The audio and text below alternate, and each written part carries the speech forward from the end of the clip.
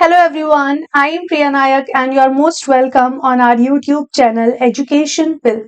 So, this is one of the most requested video of all time. Many of you wanted a preparation strategy because अब दिन काफी कम बचे हैं, बहुत सारे स्टूडेंट्स हैं जिन्होंने अभी तक अपनी स्ट्रैटेजी नहीं फाइंड आउट की है, अपना टाइम टेबल नहीं बनाया है.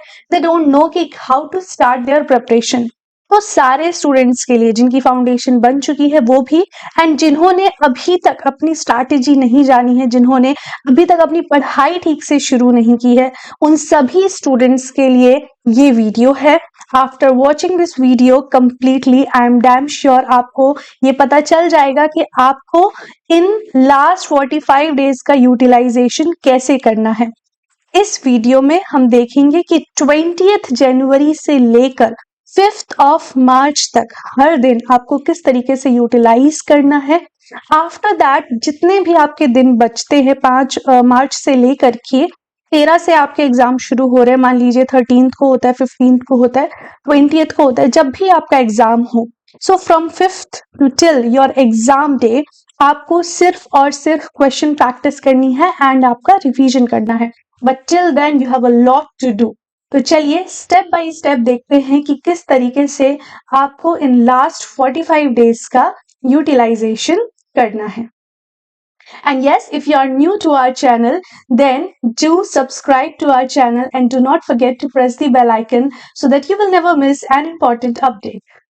सबसे पहले हम देखेंगे कि इस वीडियो में हम क्या क्या देखने जा रहे हैं. सो देखो, सबसे पहले जो चीज है वो है सिलेबस एंड आपके पीवाईक्यू. आप जानते हैं कि किसी भी स्ट्रैटेजी का सबसे पहला जो पॉइंट है वो हमेशा सिलेबस ही होना चाहिए. It is very important that आप अपने सिलेबस को अच्छे से समझते हो.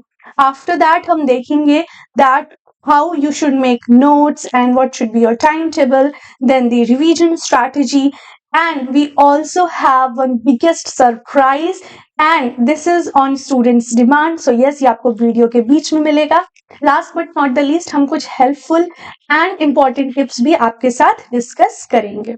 चलिए, सबसे पहले है आपका syllabus. So this is this should always be the first step of your preparation.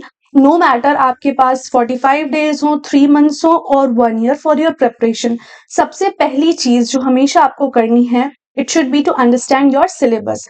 As you know that this video is for English literature students. तो हम इंग्लिश लिटरेचर का जो अपडेटेड सिलेबस है वो देखेंगे एंड उसमें आपको किस तरीके से चीजों को पढ़ना है. अगर मान लीजिए आप ब्रिटिश लिटरेचर पढ़ रहे हैं या फिर आप लिटरेरी टर्म्स पढ़ रहे हैं तो उसमें क्या इंपॉर्टेंट है, इन सारी चीजों को हम देखेंगे. So this video is going to be about how to approach the exam, how to approach your syllabus. ठीक है, तो इसमें हम क्या करना है आपको पता है, बट कैसे करना है ये हम इस वीडियो में डिस्कस करेंगे.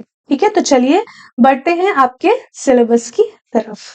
सबसे पहले आपका सिलेबस का जो पार्ट है उसमें है history of English and Indian literature.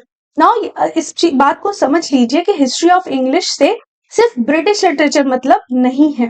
ठीक है, हिस्ट्री ऑफ इंग्लिश लिटरेचर से उनका मतलब है British literature of course, but apart from that American, ठीक है, एंड डायस्पोरिक राइटर से भी क्वेश्चन आने लगे हैं. तो हिस्ट्री ऑफ इंग्लिश में जितने भी राइटर्स आते हैं इंक्लूडिंग योर वर्ल्ड लिटरेचर, जिसमें अफ्रीकन भी आ जाएंगे, अमेरिकन भी आ जाएंगे, ये सारे राइटर्स को आपको पढ़ना है.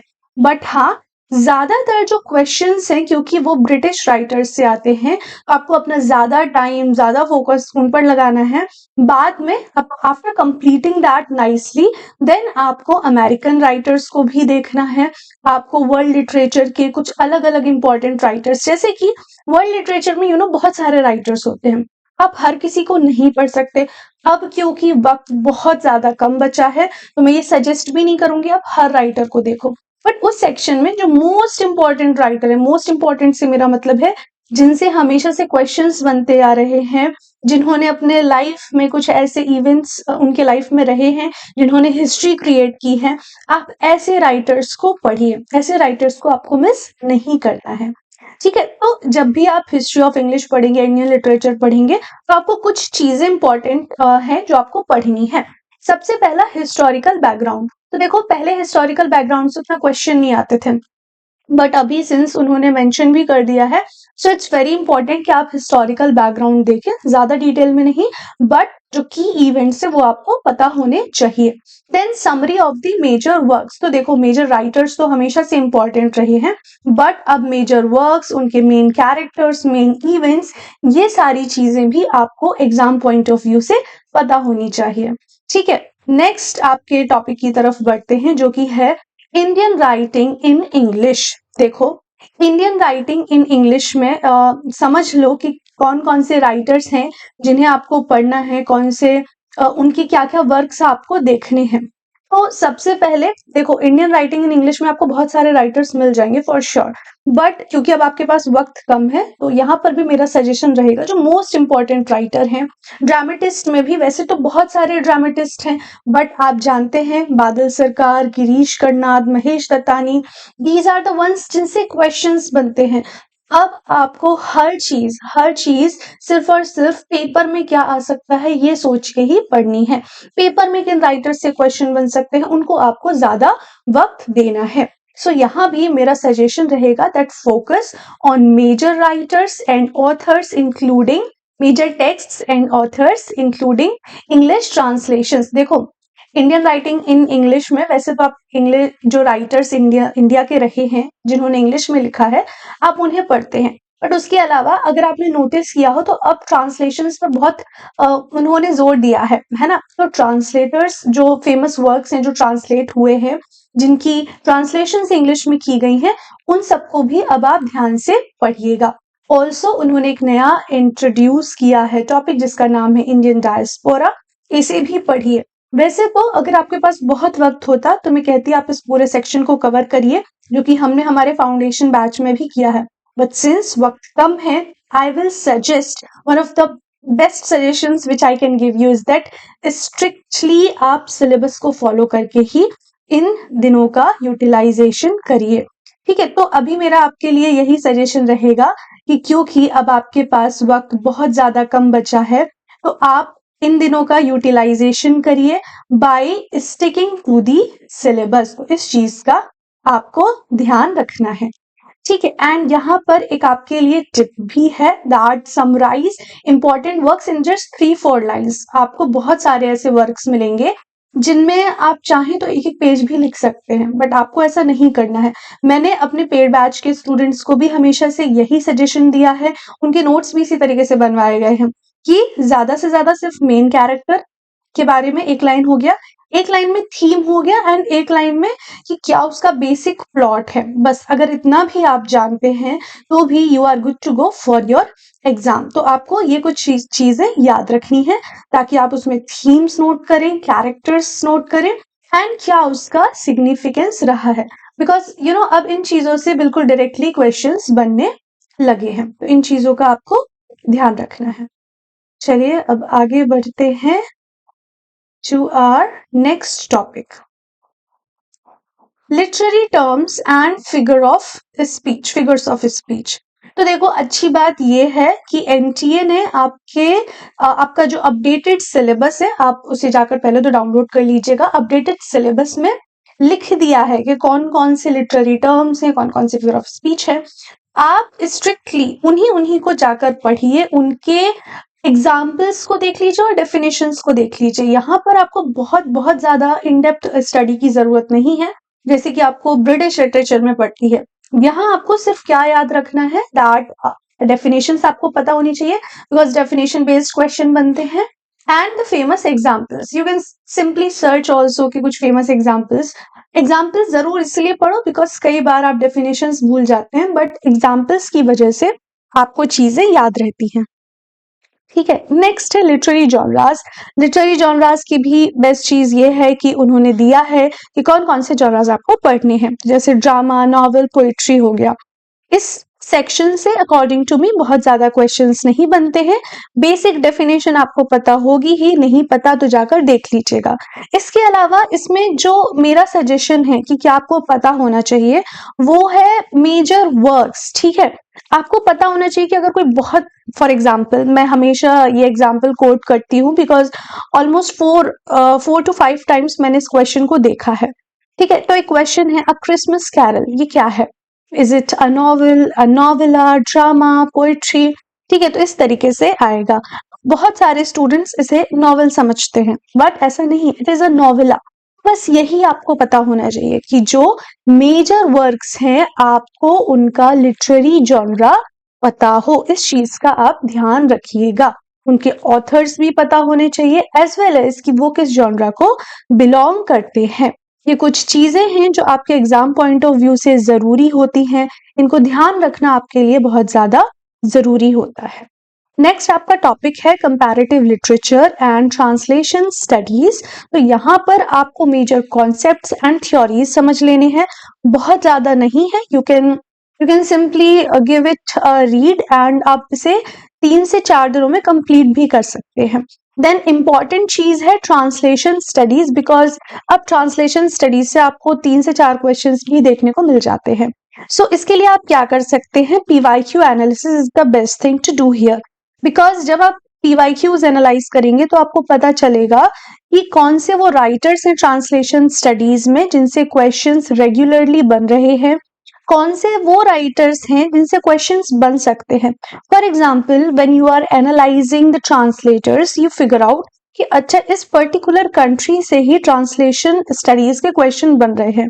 सो व्हाट यू कैन डू, आप उस कंट्री के जितने भी ट्रांसलेटर्स रहे हैं you can read about all of them. So this is the best way to analyse and then study translation studies. Because अगर आप ऐसे देखें तो दुनिया भर में न जाने कितने सारे वर्क्स हैं जिन्हें ट्रांसलेट किया गया है, एंड इस तरीके से आप कभी भी इन्हें कंप्लीट नहीं कर पाएंगे। और अब क्योंकि वक्त कम है तो आपको स्ट्रैटेजिकली पढ़ना है। तो ट्रांसलेशन स्टडीज में analyse the PYQ and then make a list and then do this. Next your topic is literary criticism and theory. मुझे लगता है बहुत इंपॉर्टेंट टॉपिक है, जरूरी है इसे थोड़ा अच्छे से पढ़ें। इसमें जितने भी फेमस कॉन्सेप्ट्स हैं आप वो पढ़ लीजिए, फेमस राइटर्स हैं वो पढ़ लीजिए, उनके फेमस वर्क्स, उनके कॉन्ट्रीब्यूशंस, ये 4 चीज इंपॉर्टेंट हैं। तो क्या क्या इंपॉर्टेंट है, मेजर राइटर्स, उनके मेजर वर्क्स, उनके मेजर वर्क्स में उन्होंने कौन से थ्योरीज या कॉन्ट्रीब्यूशंस दिए हैं, क्या उन्होंने कॉन्सेप्ट्स दिए हैं, ये सारी चीजें इंपॉर्टेंट हैं। एग्जाम पॉइंट ऑफ व्यू से इतना आपको एटलीस्ट कवर करना है। लिस्ट आपको दी है आपके सिलेबस में, बट मेरा सजेशन रहेगा कि आप ना सिर्फ उनकी उनकी जो डेफिनेशन है वो देखें, बल्कि राइटर्स के कॉन्ट्रीब्यूशंस पर ज्यादा फोकस करें। बिकॉज राइटर्स ने जो टर्म्स दिए होते हैं ना, उनसे कई बार डायरेक्ट क्वेश्चंस बन जाते हैं। Because this is CUET PG, तो मेरा मानना है कि बहुत ज्यादा इन डेप्थ क्वेश्चंस नहीं बनेंगे। बट स्टिल अगर आपको ऊपरी सुपरफिशियल नॉलेज भी नहीं होगा then it can create problem for you. At least have the basic fundamental superficial knowledge, ठीक है।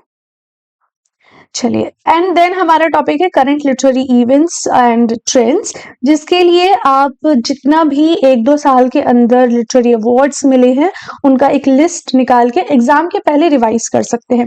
अकॉर्डिंग टू मी ये 2 ऐसे टॉपिक्स हैं जिन्हें आप बिल्कुल अंत के लिए रख सकते हैं। और जो जैसे कि आपका लिटरेरी क्रिटिसिज्म हो गया, या फिर इंडियन लिटरेचर हो गया, ब्रिटिश लिटरेचर हो गया, इन सबको रेगुलर बेसिस पर आप रिवाइज करते रहिए। बाकी जब भी आपके पास फ्री टाइम है and you feel like you don't want to study anything, in that time you can utilise the time to read something. Reading comprehension को सॉल्व करने के लिए आप उसे यूज कर सकते हैं, ठीक है। You can practice comprehension passages in your free time, ठीक है। इसको लास्ट के लिए ही रखिएगा। बाकी लिटरेरी ट्रेंड्स एंड इवेंट्स में एक और चीज है कि ना, अवार्ड्स से डेफिनेशन बेस्ड क्वेश्चन भी मैंने देखे हैं। तो फॉर एग्जाम्पल अगर कोई अवार्ड है तो वो किस कंट्री में दिया जाता है, कितनी भाषाओं में दिया जाता है, ठीक है, किस देश में दिया जाता है, या किस चीज के लिए दिया जाता है, इस तरीके के क्वेश्चंस पूछे गए हैं। इस चीज को भी लिख लेना अपनी कॉपी में। And whenever you read about something, for example you are reading about Sahitya Akademi award और एनीथिंग लाइक दैट, इसके बारे में जो विकिपीडिया का फर्स्ट पैराग्राफ है एटलीस्ट उतना आपको पता होना चाहिए, ठीक है। तो ये कुछ चीजें हैं जो आप कवर करके रखिएगा, ठीक है। So that was the first thing of your preparation strategy of your last 45-day preparation study strategy to understand your syllabus. अब जबकि आप अपने सिलेबस को बहुत अच्छे से समझ चुके हैं, फिर आपका दूसरा जो सबसे इंपॉर्टेंट पॉइंट है वो है analyse PYQs and solve 2024 question paper. As you know, आपको स्ट्रिक्टली बोला गया है कि आपका जो अपकमिंग एग्जाम है it is going to be based on CUET 2024 question paper. So my personal suggestion will be कि आप सबसे पहले before starting your journey of these last 45 days at least एक बार फिर से CUET PG 2024 का क्वेश्चन पेपर सॉल्व करें। इवन अगर आप पहले भी कर चुके हैं स्टिल दोबारा करें तब और अब में आप पाएंगे कि बहुत सारा अंतर है। तब आपको चीजें समझ में नहीं आ रही होंगी, बहुत कुछ लग रहा होगा पहली बार सुना, बट जितने भी लोग पिछले कुछ महीनों से पढ़ाई कर रहे हैं आई एम श्योर कि इस बार उन्हें काफी डिफरेंस देखने को मिलेगा and this time they will be able to understand more things, they will be able to grasp the things. तो इस बार जरूर सॉल्व करें। इस बार ना सिर्फ आपसे कुछ चीजें बन रही होंगी, you will be familiar with the terms, but this time you will also be able to analyse the question paper well. तो ठीक है, आपको अब सबसे पहले क्या करना है, CUET 2024 का क्वेश्चन पेपर उठाना है एंड उसे सॉल्व करना है। आफ्टर दैट आप एटलीस्ट 10 लास्ट ईयर 10 PYQs पिछले 10 सालों के जो PYQs को सॉल्व करिए। मैं आपको बता दूं कि हमारे चैनल पर भी आपको प्लेलिस्ट मिल जाएगा where we are solving the PYQs in a systematic and organised way. तो आप चाहे तो वहां से भी देख सकते हैं। बेनिफिट ये होगा कि वहां पर हमने एक्सप्लेनेशंस भी डिस्कस किए हैं, वो सारे एक्सप्लेनेशन मैंने खुद ही बनाए हैं एंड ये सोचकर बनाए हैं कि क्या इनसे क्वेश्चन बन सकते हैं। फॉर एग्जाम्पल, आपने एक वर्क के बारे में पढ़ा, अब उस वर्क से क्या दूसरा क्वेश्चन बन सकता है, उस चीज को एक्सप्लेनेशन में हमने लिखा है एंड फिर उन वीडियोस में डिस्कस किया है। तो ये सारी जो वीडियोस हैं हमारे MCQ सीरीज की बहुत इंपॉर्टेंट है, नहीं देखी है तो जाके पेपर के पहले जरूर देख लेना एक बार, ठीक है। तो सबसे पहले solve PYQ and 2024 question paper, इन दोनों को एनालाइज करो, समझो कि आपके वीक पॉइंट्स क्या हैं। देखो, मैंने ना कोई भी पर्टिकुलर स्ट्रैटेजी नहीं बताई है इस वीडियो में, मैंने ये बताया कि आपकी स्ट्रैटेजी कैसे बनेगी। उसका रीजन ये है कि हर बच्चा जो होता है उसके वीक पॉइंट्स अलग होते हैं, उसकी स्ट्रेंथ अलग होती है। So it is important that you know how to understand your weak points and your strengths. So सबसे पहले go after understanding the syllabus, just go and solve some PYQs. It will tell you कि आपके क्या क्या strength हैं। अब अधिकतर बच्चे होते हैं उनसे ब्रिटिश लिटरेचर के क्वेश्चन बनते हैं बट अमेरिकन के नहीं बनते। बट मैंने ऐसे भी स्टूडेंट्स देखे हैं जिनके लिटरेरी क्रिटिसिज्म एंड थ्योरी के जो कॉन्सेप्ट्स हैं वो बिल्कुल क्रिस्टल क्लियर होते हैं। कितना भी टफ क्वेश्चन हो they are able to do it easily. तो ऐसा हो सकता है कि हर स्टूडेंट जो है उसका अलग अलग स्ट्रेंथ एंड वीक पॉइंट्स हो। तो आप ये जानिए PYQs को सॉल्व करके कि वो कौन से टॉपिक्स हैं जो आपको अच्छे से समझ में आ रहे हैं एंड वो कौन से टॉपिक्स हैं जिन पर आपको ज्यादा जरूरत है काम करने की। So after understanding these things when you will start your journey of these 45 days, आपको क्या करना है कि अपने वीक पॉइंट्स पर ज्यादा टाइम देना है एंड अपनी स्ट्रेंथ्स को बस रिवाइज करना है। फॉर एग्जाम्पल, आपका इंडियन लिटरेचर पहले से स्ट्रांग है, आप उसे सिर्फ रिवाइज करेंगे, but for example your African writers, उनके बारे में बिल्कुल नॉलेज नहीं है, उनको थोड़ा ठीक से पढ़ लीजिए। एक बहुत इंपॉर्टेंट चीज, लिटरेरी क्रिटिसिज्म एंड थ्योरी, वो आपका बहुत ज्यादा स्ट्रांग नहीं है तो आप उसे भी अच्छे से पढ़िए। इस तरीके से खुद को समझ के फिर हमें यूटिलाइज करना है, ठीक है। Understand the paper pattern, identify important topics and also the question types. Focus on frequently asked areas। और हाँ, PYQs का बेस्ट एक जो चीज निकल के आता है वो ये कि आपको ये भी पता चल जाता है कि वो कौन से राइटर्स हैं जिनसे क्वेश्चंस रिपीट हो रहे हैं, तो फिर उन राइटर्स को भी आप ज्यादा टाइम दे सकते हैं या फिर उनको रिवाइज अच्छे से कर सकते हैं। ऑलराइट, नेक्स्ट टॉपिक, हमारा नेक्स्ट पॉइंट है time table. Well, it's very very important. I know आप सभी ने बहुत सारे टाइम टेबल्स बनाए होंगे बट कभी फॉलो नहीं किया होगा, हम सभी के साथ ऐसा होता है। But this time make a time table जो कि रीजनेबल हो। ऐसा नहीं हो कि बस आप पढ़ रहे हैं, पूरे दिन पढ़ रहे हैं, पता चला सो रहे हैं पढ़ाई के नाम पे, इस तरीके का नहीं हो। एक ऐसा time table which you can actually follow according to your home environment, your sleep cycle. इन सारी चीजों को कंसिडर करके एक टाइम टेबल बनाइए एंड उसमें आप अपने वीकनेस, अपने स्ट्रेंथ, इन सबको समझ के टॉपिक्स को डिवाइड करिए। मेरा बेस्ट सजेशन है कि please do not study randomly. I will not lie, बहुत बार एग्जाम के पहले I have done this, that I use to just take one book, I use to study and पता नहीं चलता था शाम कब हो जाती थी। 3-4 दिन हो गए एंड पता चला मैं सेम बुक ही रीड कर रही हूँ, सेम टॉपिक ही डिटेल में रीड कर रही हूँ एंड वक्त का पता नहीं चल रहा है।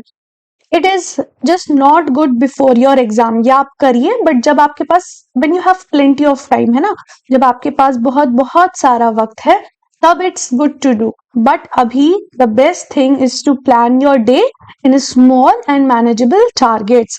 रैंडम स्टडी सेशंस को अवॉइड करिए, स्पेसिफिक टॉपिक्स को पढ़िए एंड स्पेसिफिक टाइम में पढ़िए। फॉर एग्जाम्पल मॉर्निंग में आप जो मेजर वर्क्स हैं, मेजर राइटर्स हैं, जो भी बड़े बड़े टॉपिक्स हैं, उन्हें पढ़ सकते हैं। दोपहर को आपको नींद आती है और आपका पढ़ाई का मन नहीं करता है, उस टाइम में आप PYQs को सॉल्व कर सकते हैं या सिंपली अपने नोट्स को रिवाइज कर सकते हैं। In the evening time, you can work on your weak areas, and I feel night time is the best time to practice mock tests as well, because night में बहुत लोगों को नींद आती है। तो अगर आप कुछ मान लीजिए बुक खोल के पढ़ रहे हैं, पढ़ते पढ़ते कहानी की तरह नींद आ जाएगी। Instead of that, what you can do, you can simply just practice some questions. When you will practice questions, so इससे आपका माइंड भी एक्टिव रहेगा, नई नई चीजें पता चलेंगी। You will search, you will learn something new, right? ये चीज आपको करनी है। Next point, make crisp notes and revise daily. Well, I know कि बहुत सारे स्टूडेंट्स जो काफी लंबे वक्त से पढ़ रहे हैं, एटलीस्ट हमारे साथ ही बहुत सारे स्टूडेंट्स हैं, उनके नोट्स अभी बने हैं, बट बहुत सारे स्टूडेंट्स ऐसे भी होंगे जो अभी से अपनी पढ़ाई शुरू करने जा रहे होंगे। तो ऐसे स्टूडेंट्स को मेरा सजेशन है कि अपने नोट्स को क्रिस्प रखिए and do revise daily.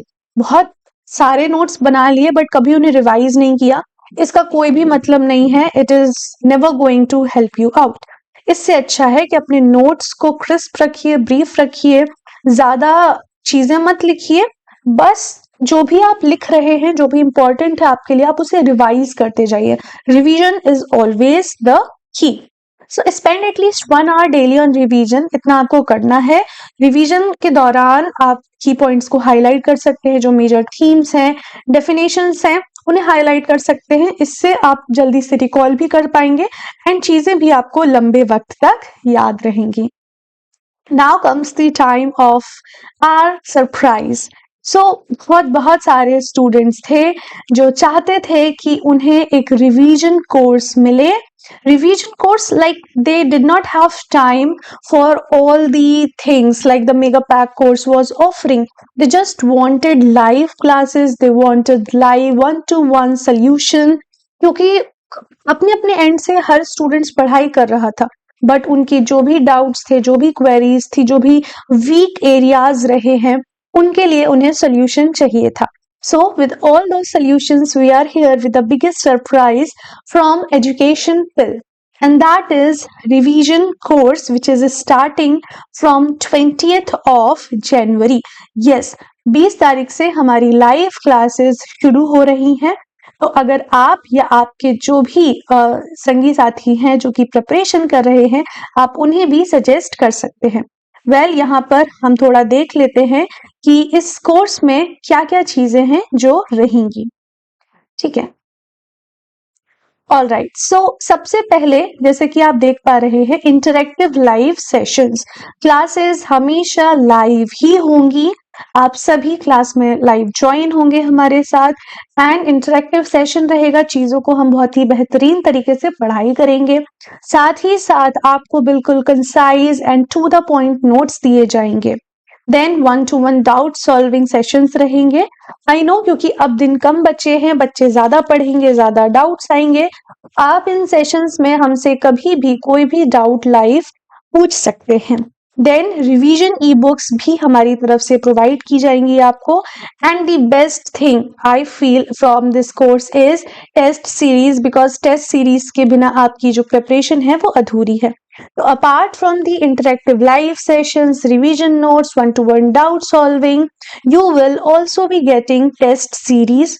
And ये टेस्ट सीरीज स्ट्रिक्टली 2024 के पैटर्न पर बेस्ड रहेगी। रीजन बीइंग एनटीए ने खुद ही ये मेंशन किया है कि आपका जो अपकमिंग एग्जाम है वो 2024 के पैटर्न पर आधारित रहेगा। एंड आई एम श्योर आप जानते ही हैं CUET English 2024 was really out of the box, like जो क्वेश्चन है वो आउट ऑफ द बॉक्स रहे थे। It was a paper like never before, कभी भी इस तरीके का पेपर नहीं पूछा गया था। आप वियर्ड करें, आउट ऑफ द बॉक्स कहें, कुछ भी कहें, बट यस पेपर आया था, बच्चों को उसी में अटेम्प्ट करना पड़ा था, सिलेक्शन भी उसी पेपर के थ्रू लेना था।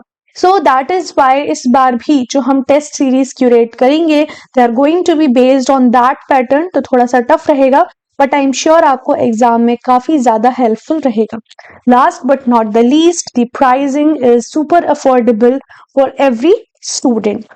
अब वो स्टूडेंट्स जो कि अपग्रेड करना चाहते हैं अपने आप को, they can also join the mega pack course. They can also come into the mega pack course. Mega pack course की खासियत ये है कि आपको इसमें सारी वो चीजें तो मिलेंगी ही जो रिवीजन कोर्स में मिल रही हैं, इसके अलावा हमारे फाउंडेशन बैच के जो डिटेल्ड रिकॉर्डेड लेक्चर्स रहे हैं आपको वो भी दिए जाएंगे। इसके अलावा आप जानते हैं कि आपके एग्जाम में बहुत सारे ऐसे टॉपिक्स हैं जो आउट ऑफ द बॉक्स रहे हैं। फॉर एग्जाम्पल हमारे CUET 2024 में कुछ ऐसे टॉपिक्स थे which were not directly mentioned in your syllabus, but वो आए थे। ये जो कोर्स है हमारा फाउंडेशन कोर्स है, क्योंकि इसमें बहुत समय रहा तो हमने एक एक करके सारे वो टॉपिक्स भी पढ़े हैं। तो आपको एडवांस्ड प्रिपरेशन टॉपिक्स भी इसमें कवर्ड मिलेंगे, कॉम्प्रिहेंसिव नोट्स मिलेंगे like fully detailed, and weekly test भी मिलेंगे। मैं आपको डिफरेंस बता देती हूँ। हमारे जो वीकली टेस्ट होते हैं they help you in your revision. इनमें क्वेश्चन टफ नहीं होते हैं, but they help you, question direct होते हैं, directly asked from the topics, but they help you in your revision. जिस तरीके से आपने पढ़ा होता है बिल्कुल उसी तरीके से सिस्टमेटिकली ऑर्डर में टॉपिक वाइज आपको ये वीकली टेस्ट मिलते हैं। Last but not the least, the best point of this mega pack course is personalised PG counselling. So right after your exam आपके मन में बहुत सारी कंफ्यूजन्स आएंगी, किस यूनिवर्सिटी को चूज करूं, मेरे मार्क्स के अकॉर्डिंग कौन सी यूनिवर्सिटी बेस्ट रहेगी, एंड ऑल दैट। इसके लिए ये फीचर हमने रखा है which is personalised PG counselling. तो हमारे हर स्टूडेंट जो कि मेगा पैक कोर्स से बिलोंग करेगा या हमारे फाउंडेशन बैच के जितने भी बच्चे हैं उन सभी को हम ये पर्सनलाइज्ड PG काउंसलिंग दे रहे हैं, so that after your exam आपको इधर उधर कहीं भी नहीं भटकना पड़े, and you can just be at one place relaxed and everything will be done by us. आपको सिर्फ और सिर्फ एक ही चीज करनी है, and that is to study, study and study. Enrollment process काफी easy है, whether you want to get enrolled in the mega pack course or a revision course, you just need to do one thing, that is you can message or call us on 7898 976189. This number belongs to Naman Nayak, who is our tech lead, and he will help you to enroll in our course. And आपको best चीज ये भी है कि आप एक बार join हो जाते हैं उसके बाद एकेडमिक डाउट के अलावा कोई भी डाउट हो तो Naman sir is always there for each and every student personally to guide in everything. So the prices are, prices भी देख लेते हैं। अगर आप रिवीजन कोर्स में एनरोल होते हैं सो द प्राइस इज 1999, जिसमें आपको interactive live classes, to the point notes, then revision e books भी मिल रही हैं। रिवीजन ई बुक्स के अलावा आपको test series and 1-to-1 doubt solving, ये 5 चीजें आपको रिवीजन कोर्स में मिलेंगी। देन मेगा पैक कोर्स जिसके फीचर्स जस्ट अभी हमने देखे, इसका प्राइस है 2999। Both the prices are for limited time only.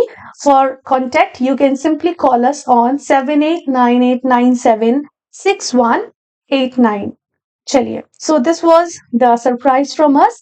अभी बढ़ते हैं हम नेक्स्ट टॉपिक की तरफ, which is minimize social media and avoid distractions.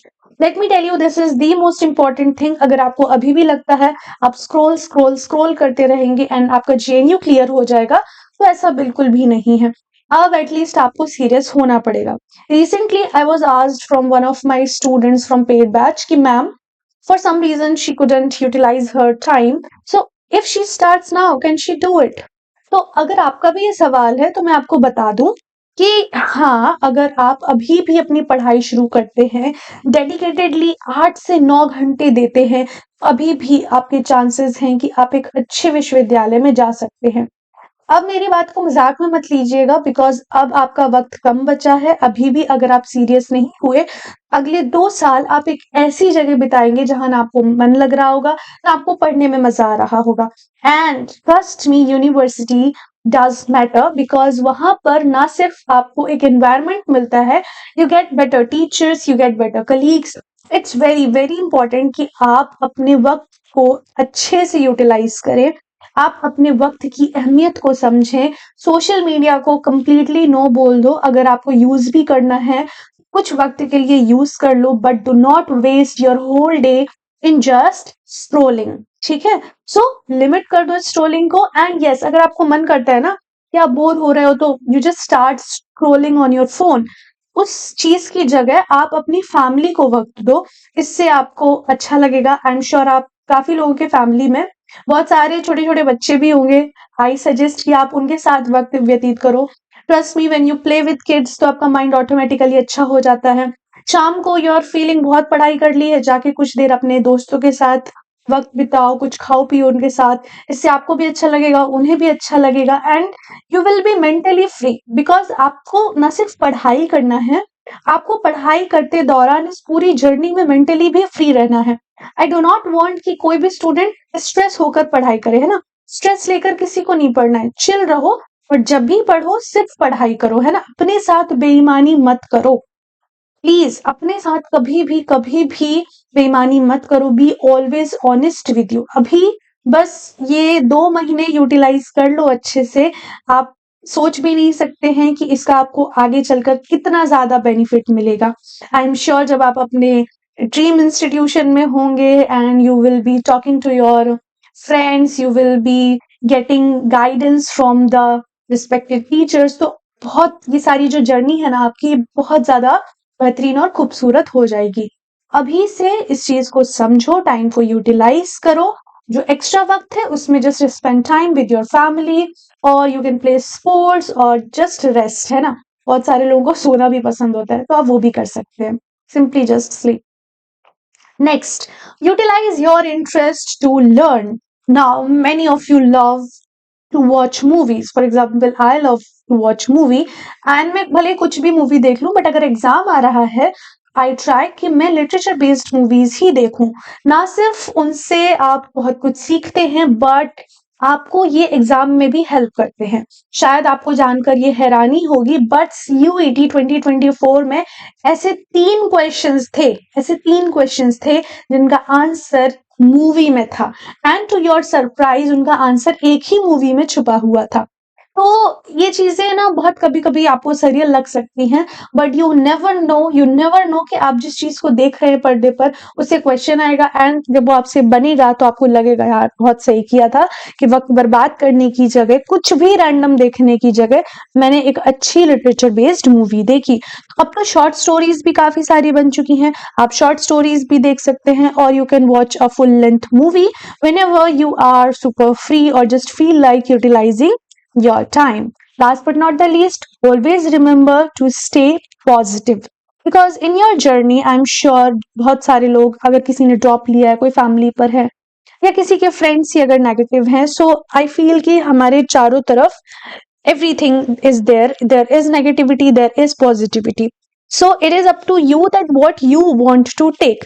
So always just take positivity. जो negativity है, negative लोग हैं, उनसे अपने आप को अभी से दूर कर लो. ये तो विनती है मेरी, बिकॉज वरना ये आपके आने वाले वक्त को भी खराब करेगी, और कहीं ना कहीं आपको आगे चल के रिग्रेट भी हो. ठीक है? So just remember this thing. चलिए बढ़ते हैं अब नेक्स्ट टॉपिक की तरफ. which is mock test. So let me tell you, mock test solve करना हमेशा ही बहुत जरूरी है। मैं आपको एक बहुत बेस्ट सजेशन दूंगी अपने तरफ से कि एक भी दिन ऐसा मत बिताओ जिसमें आप मॉक टेस्ट सॉल्व नहीं कर रहे हो। मॉक टेस्ट सॉल्व करना उतना ही जरूरी है जितना आपका पढ़ाई करना है या जितना आपका रिवीजन करना है। सो अब जबकि सिर्फ आपके पास 50 दिन ही बचे हैं, तो हर दिन मॉक टेस्ट सॉल्व करो। कोशिश करो कि एटलीस्ट दिन के 50 से 100 क्वेश्चंस आप पढ़ रहे हो।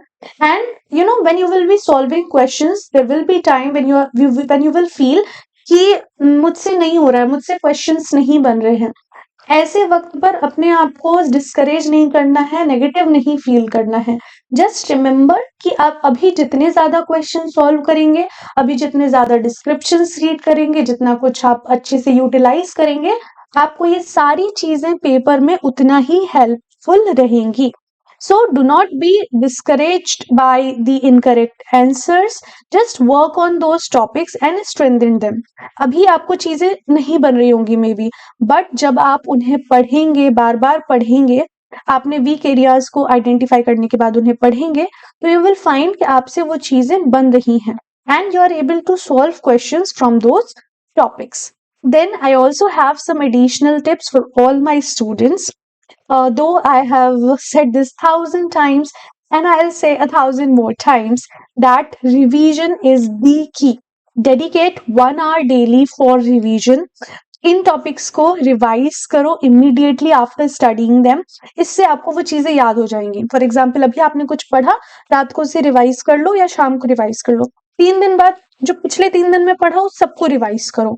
अब क्योंकि दिन बहुत कम बचे हैं, तो जितना हो सके उतना रिवाइज करो। ठीक है, तो revision is the key. Then second thing, mock test strategy. अब क्योंकि दिन इतना ज्यादा कम बचा है, तो मॉक टेस्ट आप सोच नहीं सकते कितने इंपॉर्टेंट होने वाले हैं। अभी रिसेंटली एनटीए ने जो पेपर्स लिए हैं अलग अलग एग्जाम्स, मैं उन्हें एनालाइज कर रही थी, and to my surprise I found कि literally 55 to 60% question paper was based on the PYQs. तो मुझे ऐसा लगता है जब उन्होंने अदर एग्जाम्स में ऐसा किया, तो CUET PG में भी बहुत हाई चांसेस हैं कि ऐसा हो सकता है।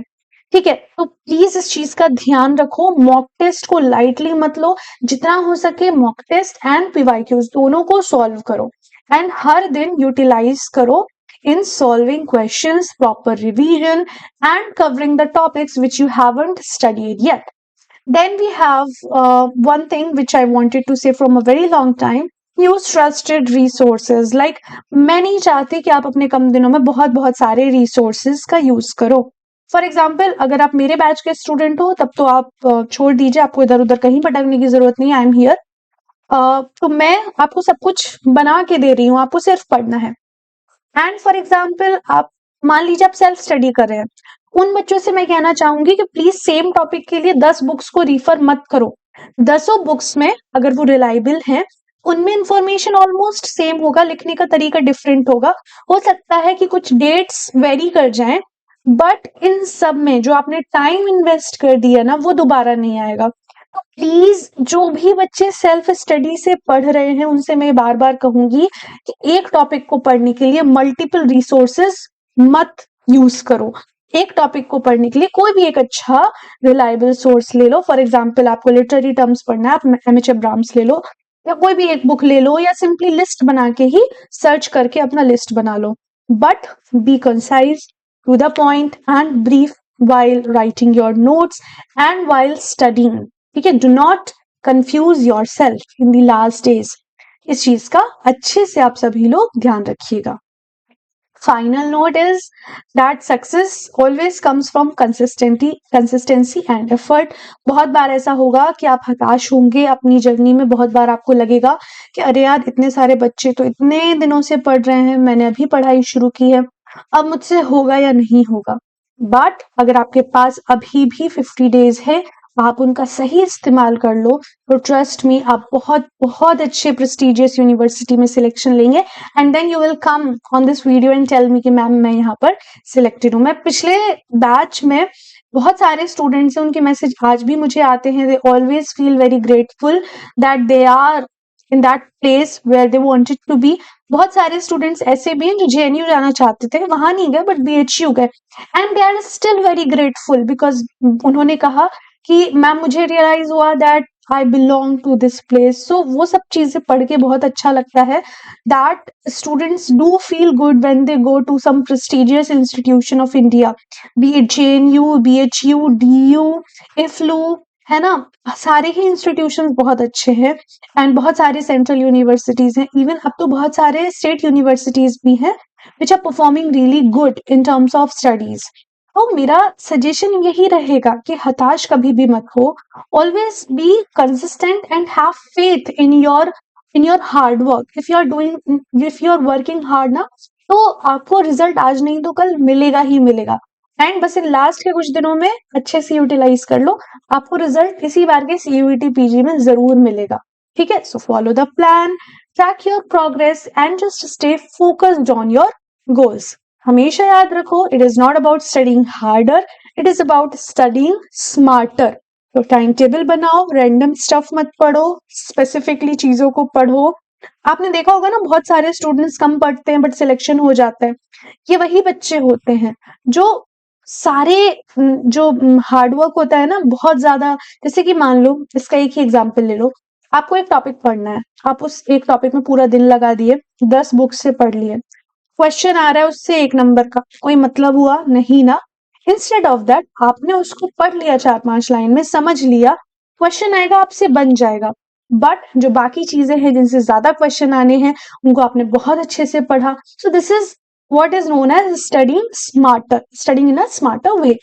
इन सारी चीजों का आपको ध्यान रखना है, and I promise that by the end of these 45 days you will have a strong grasp of your syllabus, you will be confident in answering questions, and you will be fully prepared for your CUET PG 2025. So on this note, I end this video. It was so good to express whatever I felt that you should do in these last 45 days, and I just pray कि आप सभी का बहुत बहुत अच्छे विश्वविद्यालयों में चयन हो. एंड मेरी दुआ है कि आप इन दिनों को बिल्कुल भी बर्बाद ना करें, पूरे दिल से पढ़ाई करें. एंड आई जस्ट वांट कि आप सभी लोग अच्छे से सिलेक्टेड हो. And yes, then come back to me and tell that where you are. Okay then, bye bye.